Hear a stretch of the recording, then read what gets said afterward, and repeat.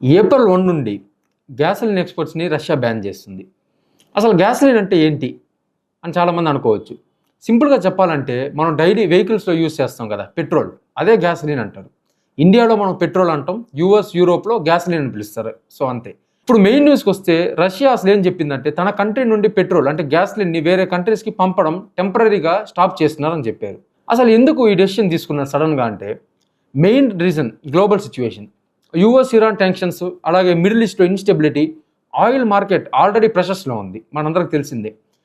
Prices fluctuate అవుతున్నాయి. Supply chain కూడా disturb అవుతుంది. సో రష్యా అందుకే ముందు మన కంట్రీలో ఫ్యూయల్ సెక్యూర్‌గా ఉండాలి. మన పీపుల్‌కి షార్టేజ్ ఉండకూడదని ఈ డెసిషన్ తీసుకున్నారు. సో వాళ్ళకి ఫస్ట్ వాళ్ళ షార్టేజ్ లేకుండా చూసుకోవడానికి వేరే కంట్రీస్‌కి ఎక్స్‌పోర్ట్ చేయడం ఫస్ట్ టెంపరరీగా ఆపుకుందాము. అంటే ఈ సిట్యుయేషన్స్ అన్నీ బాగయ్యాక మళ్ళీ మనం రిస్యూమ్ చేసుకుందామని డెసిషన్ వాళ్ళు తీసుకున్నారన్నమాట. అయితే డొమెస్టిక్ సప్లై అంటే అసలేంటి? వాళ్ళ కంట్రీ పీపుల్‌కి సరిపోయేంత ఫ్యూయల్ వాళ్ళు షార్టేజ్ లేకుండా చూసుకోవడం అనేది డొమెస్టిక్ సప్లై అంటారు. ఔట్ సైడ్‌కి పంపడం కన్నా ఇన్‌సైడ్ యూజ్ ప్రయారిటీ అని. ఇప్పుడు నెక్స్ట్ క్వెషన్ ఏంటంటే ఇది వరల్డ్‌కి అసలు ఏంటి మీనింగ్? అంటే రష్యా ఇప్పుడు వరల్డ్‌కి ఏం చెప్తుంది అంటే రష్యా ఒక మేజర్ ఎనర్జీ సప్లయర్ వరల్డ్‌లోనే. వాళ్ళు ఎక్స్‌పోర్ట్స్ స్టాప్ చేస్తే మార్కెట్స్‌లో సప్లై తగ్గుతుంది. సప్లై తగ్గిందంటే ఏం జరుగుతుంది? మనందరికి తెలిసిందే. When supply decreases prices increases. Prices పెరిగిపోతాయి. ఆల్రెడీ ఆయిల్ ప్రైసెస్ టెన్షన్స్‌లో ఉన్నాయి. ఇప్పుడు ఇంకా అప్‌వర్డ్ ప్రెషర్ వస్తుంది అని చెప్పొచ్చు.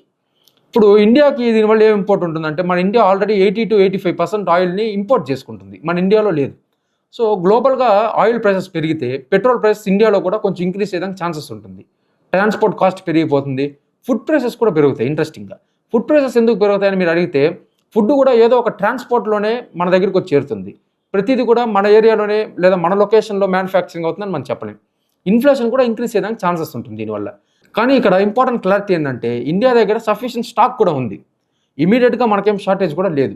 సో సిట్యుయేషన్స్ కామ్ అయ్యేంత వరకు మనదే ఉన్న స్టాక్ కూడా యూజ్ చేసేదానికి ఛాన్సెస్ ఉంటుంది.